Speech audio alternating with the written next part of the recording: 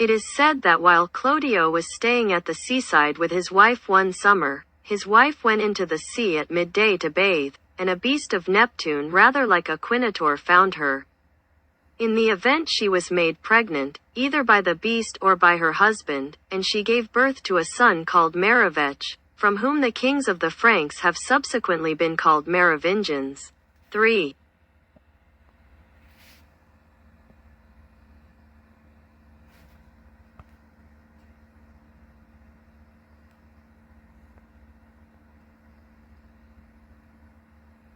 In the past, this tale was regarded as an authentic piece of Germanic mythology and was often taken as evidence that the Merovingian kingship was sacral and the royal dynasty of supernatural origin. 4. Today, it is more commonly seen as an attempt to explain the meaning of the name Merovech, Sibyl. Unlike the Anglo-Saxon rulers the Merovingians, if they ever themselves acknowledge the Quinotaur tale, which is by no means certain, made no claim to be descended from a god. 3. In 1906, the British Egyptologist Flinders Petrie suggested that the Marvingi recorded by Ptolemy as living near the Rhine were the ancestors of the Merovingian dynasty. 5.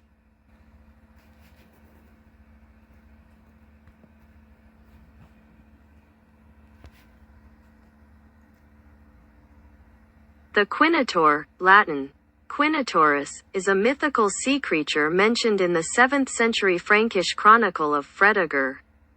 Referred to as the beast of Neptune, which resembles a Quinotaur. 1. It was held to have fathered Meroveus by attacking the wife of the Frankish king Clodio and thus to have sired the line of Merovingian kings.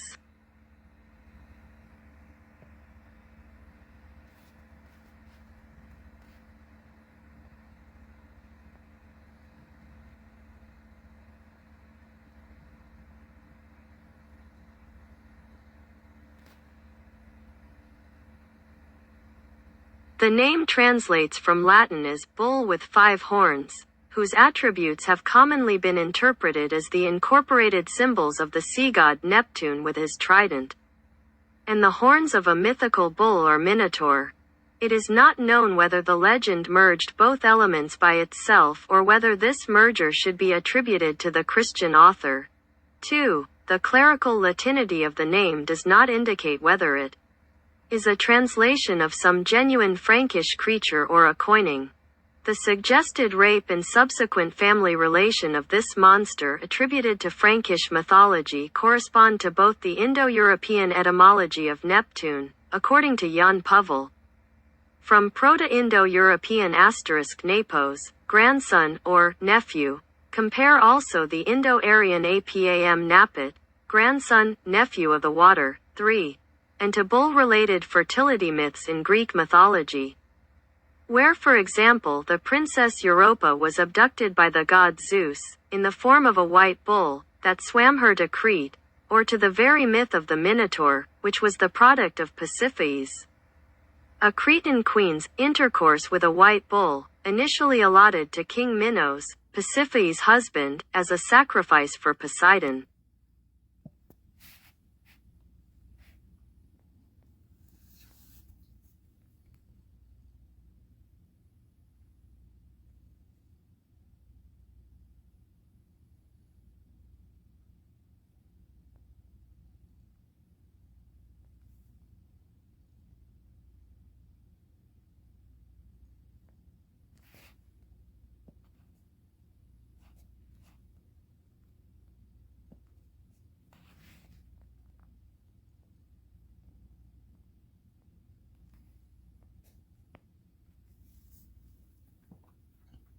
On this day in 410, the young queen rested through the morning before finally deciding at around noon to go to the water to bathe.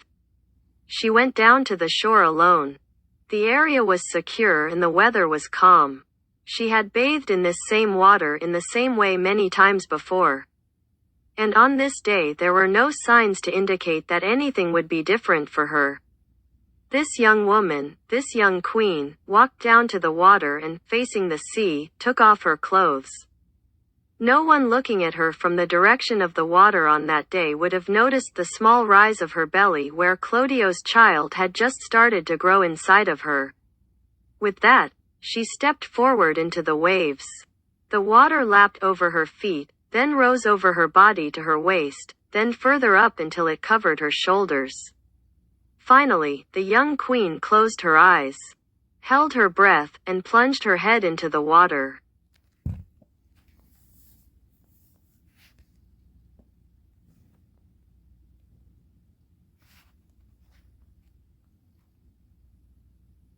When she rose again out of the water, she could tell without even opening her eyes that she was not alone.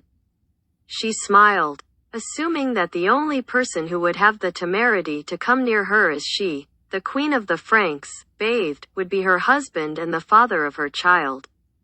The thought briefly crossed her mind in the instant before she opened her eyes, how did he get here without me noticing? And all the way around me to the far side from the shore. She opened her eyes to see her husband, but he wasn't there. There was, however, a sight that our young queen could never have imagined in her wildest imagination.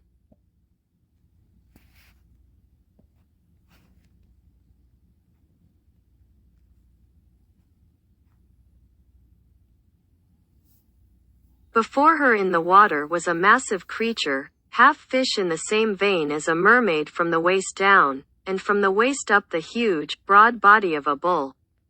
Neither spoke a word, because somehow in his presence she knew that this creature had been sent forth by Neptune, the Roman god of the sea.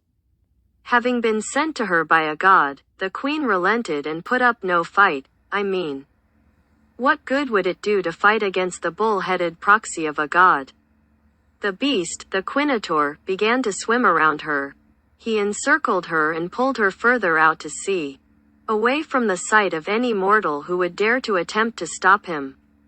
Once away from land, the Quinotaur stopped circling and came directly upon the pregnant queen. He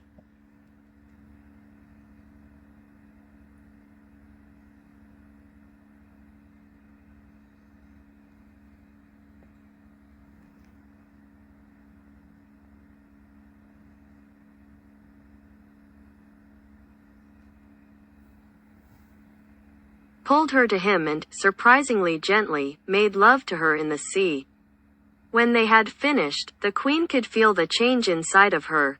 The Quinotaur had not hurt her unborn child, but rather had added his divinity to the child.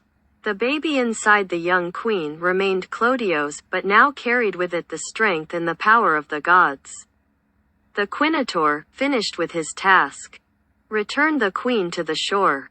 She put on her clothes and returned to the safety of her home and her husband. She never divulged to anyone what had happened to her on that day. And several months later she delivered to her husband her first child, a masculine child named Merovech. This child, born of both man and the gods, would go on to be powerful in will and invincible in battle, and he himself would lend his name to the line of kings who followed in his wake, the Merovingian dynasty.